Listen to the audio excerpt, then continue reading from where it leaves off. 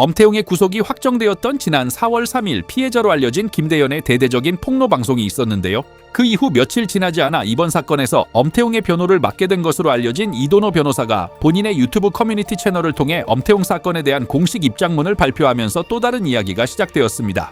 이도노 변호사 채널에 올라온 입장문을 차례대로 살펴보면 우선 엄태웅 본인 역시 이번 사안의 심각성을 인지하고 깊이 반성하고 있으며 본인이 잘못한 행동에 대해서는 정당한 처벌을 달게 받겠다는 기본적인 입장을 취하고 있다고 하는데요. 다만 영장실질심사에서 구속이 결정된 이후 진행되었던 각종 폭로 방송이나 엄태웅 체포 소식을 다뤘던 일부 언론 매체의 기사들 사이에서 퍼져나간 과장된 루머들이 존재한다며 현재 알려진 내용 중 일부는 사실과 다르다는 점을 분명히 바로잡고자 했습니다. 가장 먼저 짚고 넘어간 부분은 엄태웅이 긴급 체포될 당시 가장 큰 화두였던 탈세 가담 의혹에 대한 내용인데요. 변호인 측은 일각에서 제기되고 있는 이 탈세 가담 의혹은 사실과 전혀 다르며 변호인이 직접 확인한 바에 따르면 엄태웅은 탈세와 관련된 혐의로 입건되거나 수사기관으로부터 조사 통지를 받은 사실조차 없다고 선을 그었습니다. 생각해보면 당시 미남대연 채널을 통해 공개되었던 폭로 내용에서도 엄태웅이 구속된 진짜 이유는 탈세 때문이 아니라고 여러 차례 강조해서 설명한 바 있고 폭로에 참여했던 신호섭 역시 탈세 부분에 대해서는 본인도 잘 모르겠다는 입장을 밝히기도 했었죠.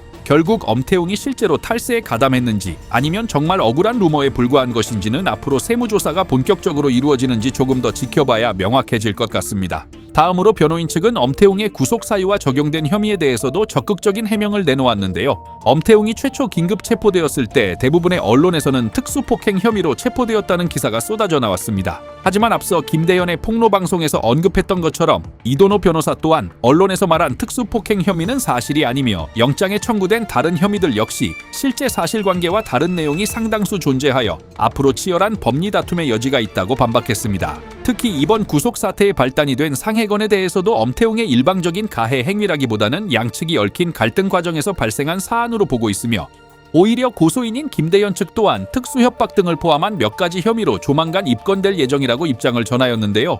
실제로 체포영장에 기재되었던 혐의 중 일부는 경찰 조사 과정에서 이미 제외된 죄명도 있다고 덧붙였습니다. 김대현이 특수협박으로 입건될 예정이라는 변호인 측의 주장이 나오자마자 과거 김대현과 엄태웅이 대면했던 자리에 삼단봉 같은 무기가 있었는지 혹은 그 자리에서 어떤 위협적인 발언이 오갔는지를 두고 DC 인사이드 같은 커뮤니티에서는 다시 한번 뜨거운 논쟁이 벌어지고 있는 상황입니다. 김대현은 지난 4월 3일 진행했던 폭로 방송 말미에 며칠 후 여자분 1명, 유우성 관장님 그리고 노실세 이렇게 셋이서 추가 방송을 진행할 예정이라고 예고한 바 있는데요.